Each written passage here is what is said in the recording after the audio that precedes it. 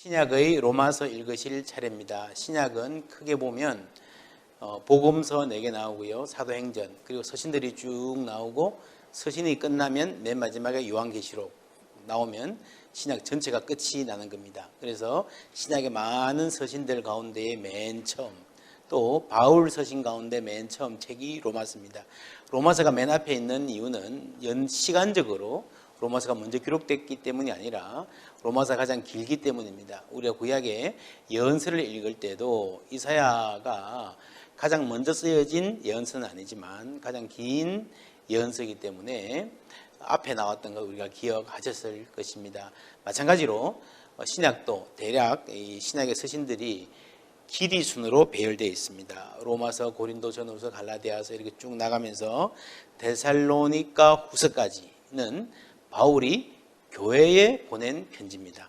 로마 교회, 고린도 교회, 갈라디아 교회들, 그리고 데살로니가 교회, 에베소 교회 이렇게. 그리고 그 다음에 나오는 디모데 전서, 후서, 디도서, 빌레몬서는 바울이 한 개인에게, 그래서 빌레몬, 디모데 이런 이름들은 개인의 이름입니다. 개인들에게 보낸 편지가 바울 서신에서 뒷부분에 위치해 있습니다.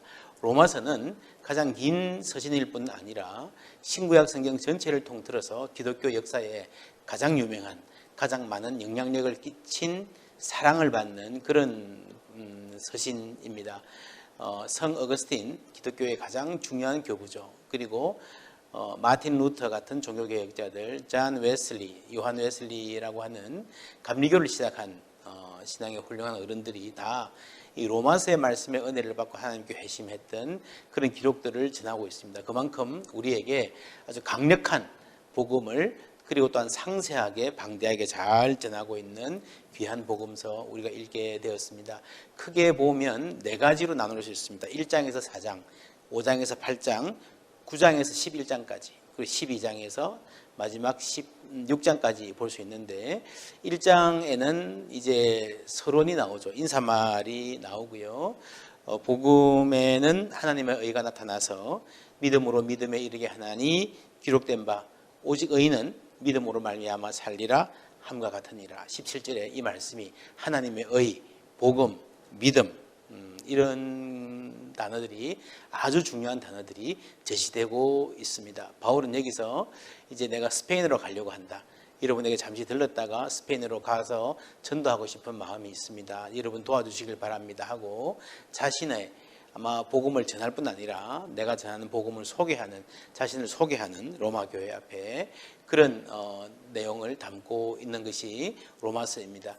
이 앞부분에서 죄에 대해서 강력하게 이야기하죠. 하나님의 진노가 나타난다. 사람들의 불경건과 불의에 대하여. 그래서 철저하게 인간이 얼마나 큰 죄에 빠져 있고 그 죄를 누구도 피할 수 없음을 아주 철저하게 논증하고 있습니다. 그러다가 3장 21절에 가면 분위기가 완전히 바뀌죠.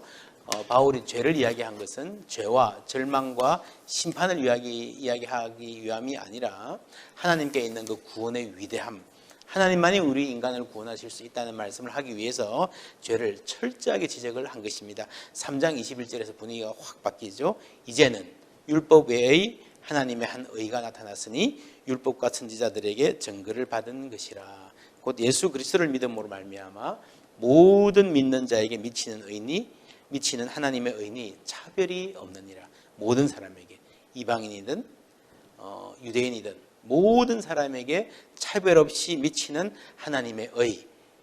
근데 이 의가 율법과 선지자들에게 구약 시대 때부터 이미 증거되어 오고 예언되어져 왔다 하는 그 말씀을 전하면서 복음의 핵심을 전하고 있습니다.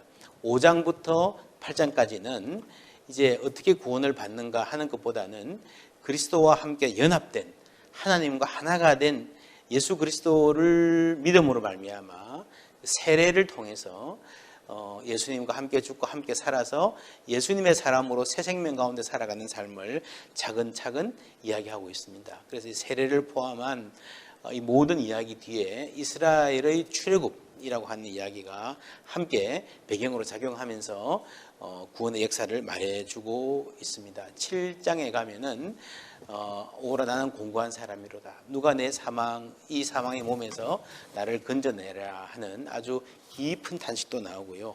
8장에 가면 하나님의 은혜를 찬양하는 하나님과 나와의 연합, 우리가 하나 되면 그 사랑에서 그 누구도 끊을 수 없다라고 하는 하나님의 사랑에 대한 확신을 아주 담대하게 전하고 있습니다.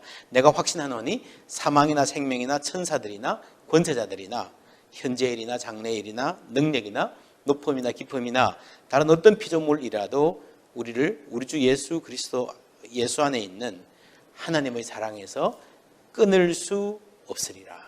하나님의 사랑의 확신을 전하고 있습니다.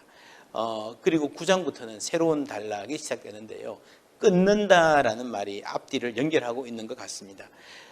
내가 우리 이스라엘 민족을 위해서, 동족을 위해서 그리스도에게서 끊어질지라도 내가 원하는 바다라고 하는 자기의 아주 깊은 고민과 탄식을 이야기하고 있죠.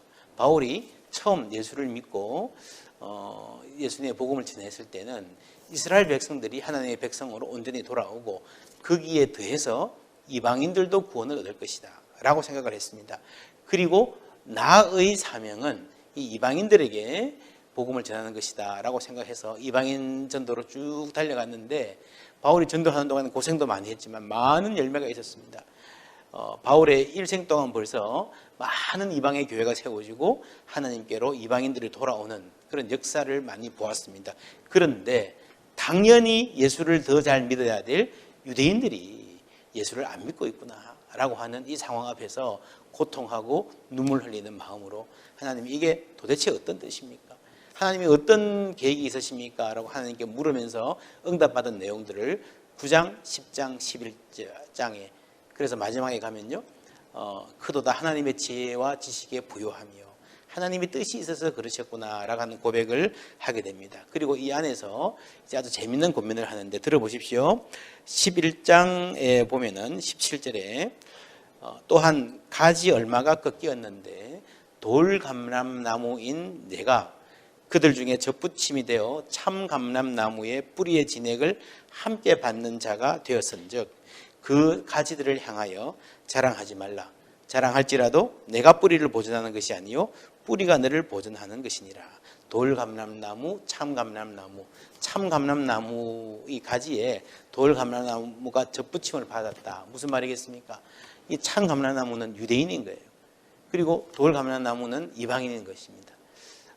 그래서 처음에는 이방인들이 겸손하게 어쩌면 유대인들이 좀 교만하게 그렇게 교회가 출발했는데 교회의 역사가 진행되면서 유대인 교회는 줄어가고 이방 교회는 커져가면서 이제는 이방인들이 아주 교만하게 되었다는 거죠. 교만하지 말라. 하나님께서 너희들도 벌하실 수 있다라고 이방인들의 교만을 경고하는 내용들이 있습니다. 그래서 9장, 10장, 11장은 유대인들의 구원 문제를 깊이 있게 다룬 구약의 말씀들을 통해서 그런 신학적인 그런 바울의 깊은 묵상의 내용이라고 할 수 있습니다. 12장부터는 12장에서 15장까지는 그리스도인의 삶에 대한 것입니다. 너희 몸을 하나님이 기뻐하시는 거룩한 산 제물로 드려라 라고 말하고요.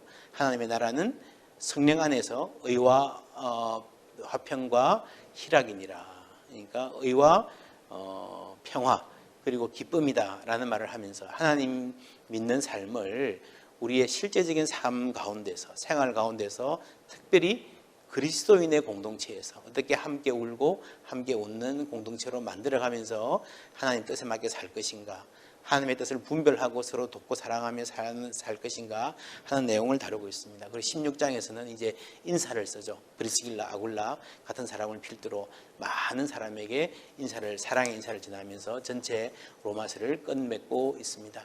이 서신을 읽으시면서 하나님이 우리를 얼마나 사랑하시는지, 하나님이 우리에게 주신 복음이 얼마나 놀라운 내용인지 함께 또 발견하시는 은혜 있으시기를 바랍니다.